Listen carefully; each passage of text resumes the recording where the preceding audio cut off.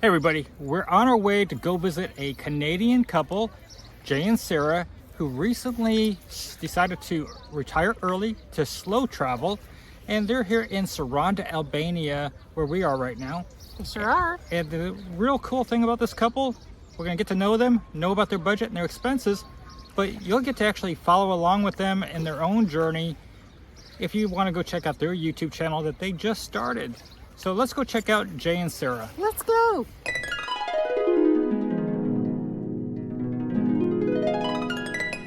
Hey guys, come on in. Hey, so this is the Airbnb, huh? So Jay and Sarah, what are you paying for your Airbnb? This is costing $440 US a month. As we look at Jay and Sarah's Airbnb that they're paying $440 a month for, we want to give you a travel hack. First off, when you search for the Airbnb, put the price maximum that you're looking for. Airbnb will show you the more expensive homes if you're not putting in that limitation. And you might not see the cheapest ones around. Also, if you're looking for a place for a long period of time, try to look in advance. If you're looking for 30 days, all it takes is one weekend booking to take that one off the market for your 30-day discount.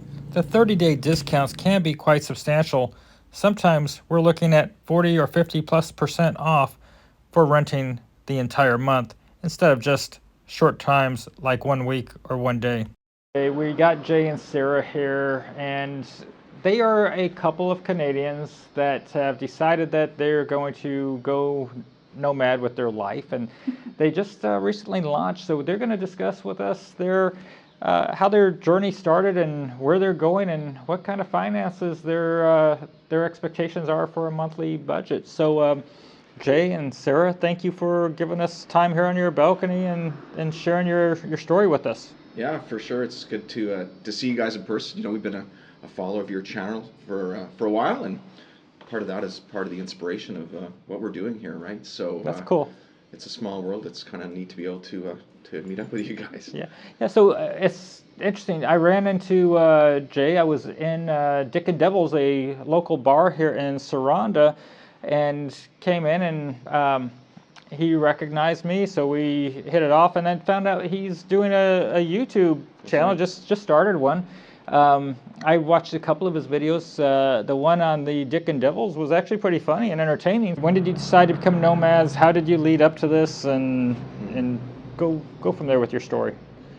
Well, I guess the story starts back in 2019, right? And we were in Montenegro in Kotor, and we were sitting on a patio there, and there was a fellow over at the next table, and he was by himself, and so we asked him to join us, and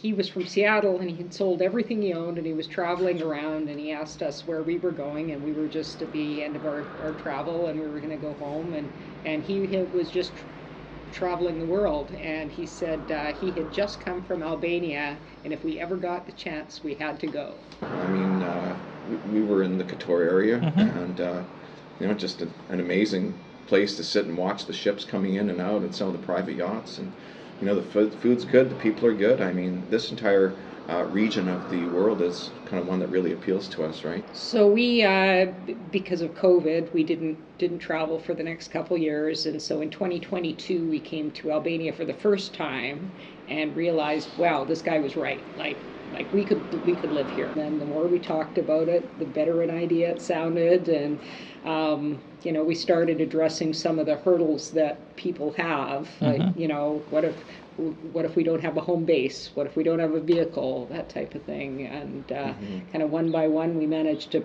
pick off the objections. So. Well, yeah, there's, you know, when you're kind of going through this process of thinking about what you might want to do, you know, you have to figure out how to execute it. And along the way, I think there's many obstacles, and I think for a lot of people, those obstacles become the end of that process. They just go, you know what, that's too much. I can't imagine giving up this, or getting rid of my possessions, selling my house, leaving my job. I mean, at our age, it's a little bit counterintuitive to be calling yourself retired, right? And once we were able to kind of work through each one of those obstacles, you know, we found a way to make it happen, right? And you know, you have to go through that process of letting go of so many things and kind of retraining yourself around it's not about things, it's about experiences. And actually, after you kind of go through the process of getting rid of some of this stuff, it's kind of liberating because, Absolutely. you know, you suddenly realize that, you know, it's your house and it's all of your things that are stopping you from being able to live this kind of lifestyle. You know, at least for us, it was like, you know, if we're going to keep this home, somebody needs to maintain it. It's going to cost us money. If we rent it, perhaps the tenant stops paying and we're halfway across the world. Like, it's easier to just get rid of it all, but it's not easy to get rid of it all. It seems to me that so few people have planned as much as Warren and I. You know, we started in 2009, and maybe even 2007, saying we are going to, you know, retire internationally. And the one thing that we couldn't figure out between the two of us was where. And then eventually, even buying the house in Montenegro, we still said we need to continue moving. So we chose everything. We chose all the countries. And it's a fun lifestyle. It's different. And we kind of went through the process of like originally thinking like, okay, if we're going to retire, where are we going to become expats at?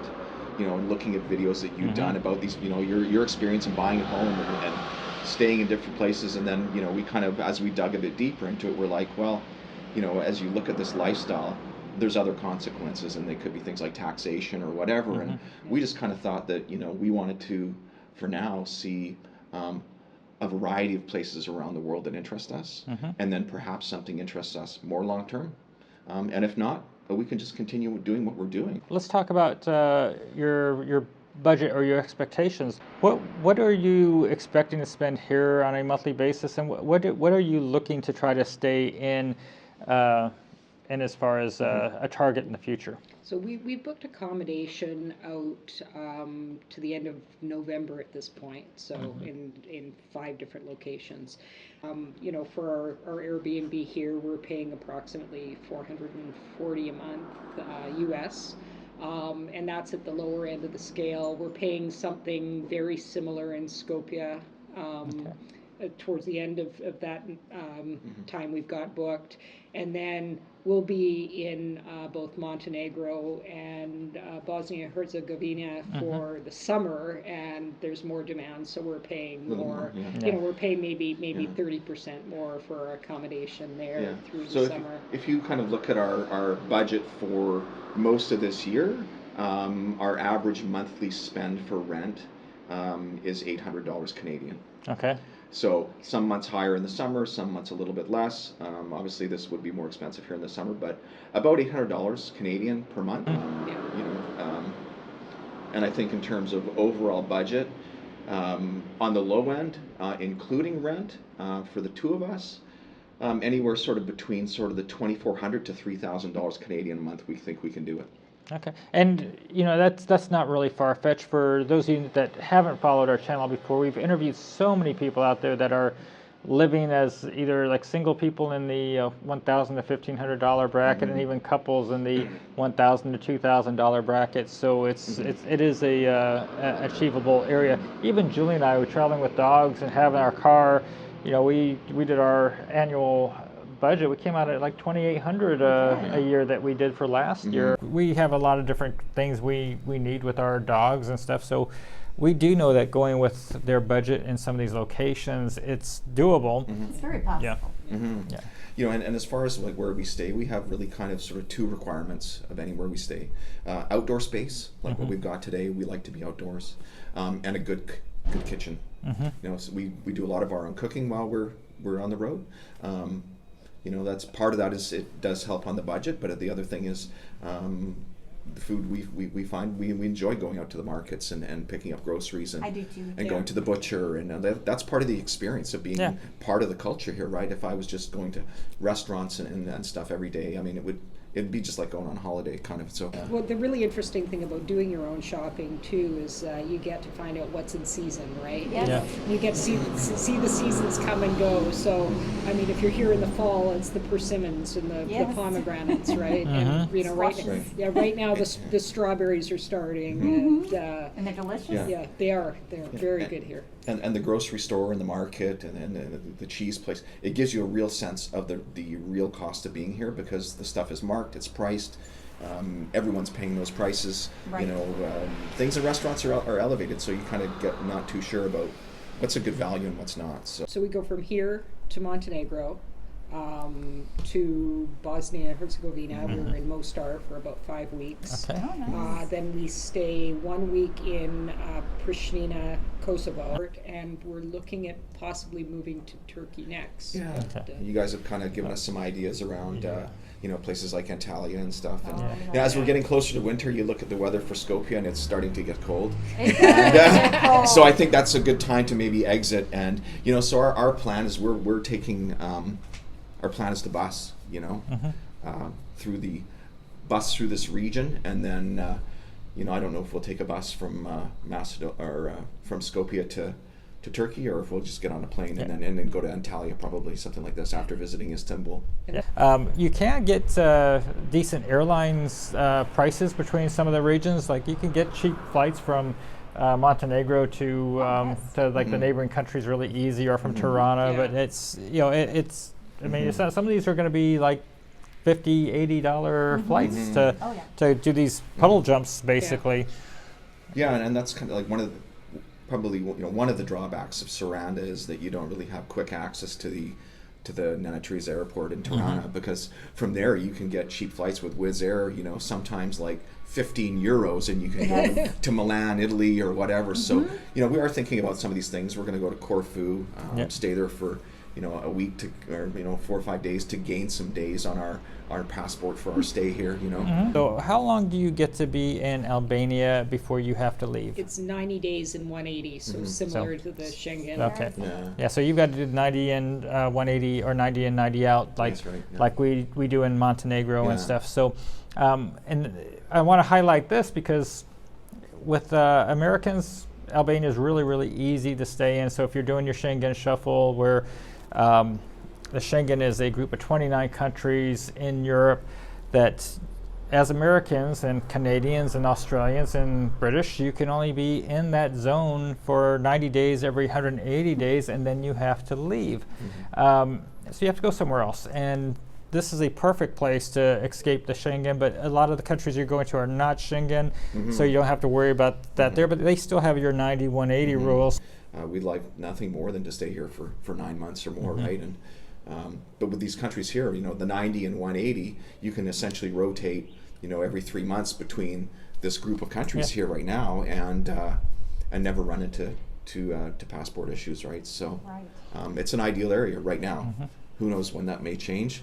So I'm not worried about seeing any of these countries going Schengen in the next 5 years to 10 years, and it probably may even be longer. Yeah.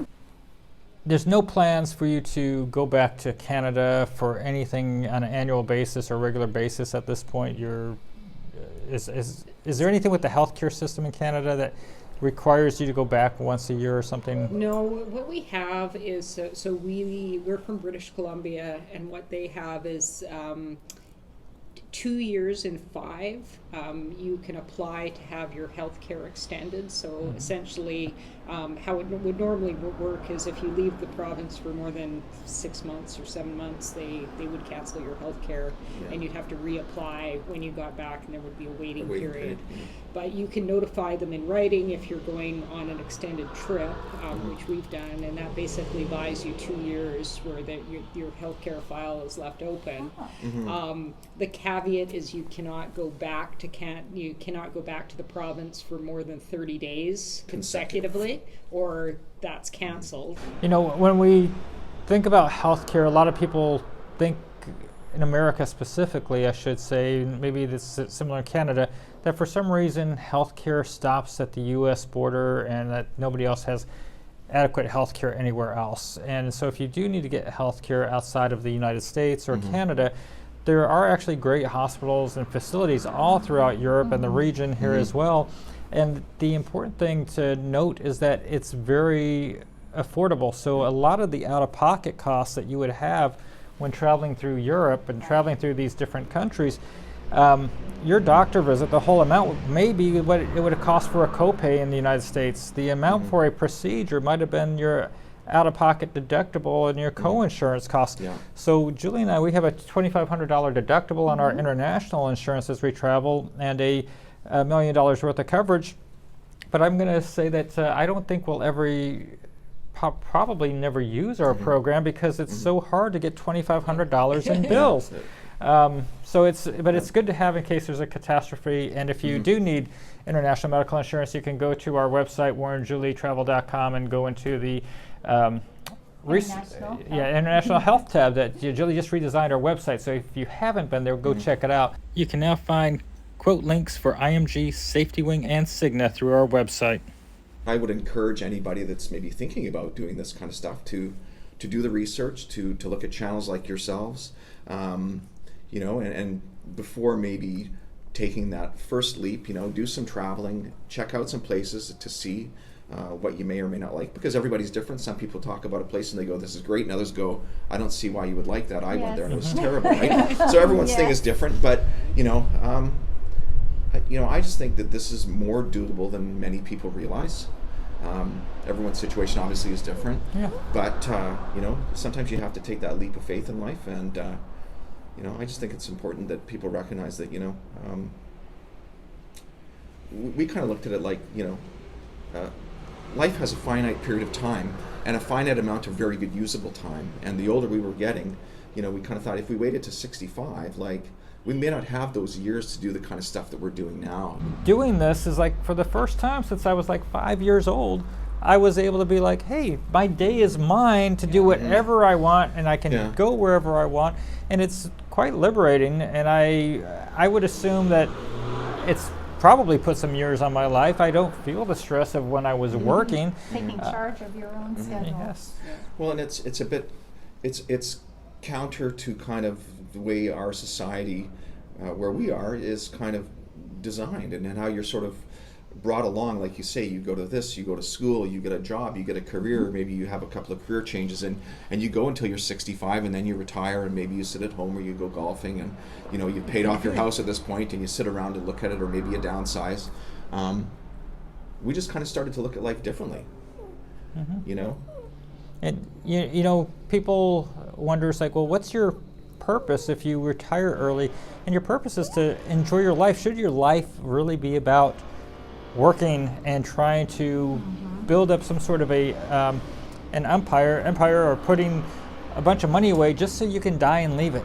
It's, you know, take advantage of the years you got, because you don't know what you have. Use them before you lose them. And I think if you can't entertain yourself in retirement, you're doing it wrong. Yeah. you know, we just, you know, we recognize that we're, you know, blessed to be in a position to do this with our lives, and you know, and I think it would be foolish if you're in that position to not take advantage of it. That's a great sentiment, saying blessed. Absolutely. We are Absolutely. very blessed. Yep. And you know, I think peeling back the layers of the onion of the world, and seeing places and people that were only in TV shows, and finding out how wrong those TV shows were is so cool. Right. Well, and also, you know, at home, you know, you can easily get trapped into this cycle of working, financing, payments, and you can't get off the hamster wheel because you've acquired these things that require debt servicing constantly. And you know, then in 5 years it's another new car, and like it you know, we had to relook at how, or we had to rethink how we look at life, you know.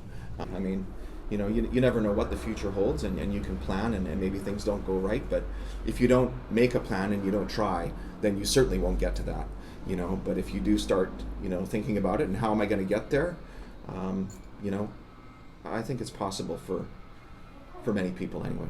Yeah. Well, congratulations to both of you on your early retirement and to your new nomad journey. And don't forget to go look on YouTube for Sarah and Jay. Or is it Jay and Sarah? Yeah, Jay and Sarah on YouTube. Jay and Sarah on YouTube. And you can see where they are and what's going on. I was subscriber number 178 for their channel, so they were really brand new. So, you know, I'm going to put in that that little screenshot here of Dick and Devils. That was a video that I liked of his that I saw, and I'm sure there'll be some other ones put up before I actually get this video put up. So we'll keep in touch and be following your journey. Those Canadians, eh? So anyway, we hope that you enjoyed our interview with Jay and Sarah. Don't forget to subscribe, give the video a like. Don't forget to share this video with somebody that might matters to. And until next time, have a great day, everybody. Bye-bye. Ciao.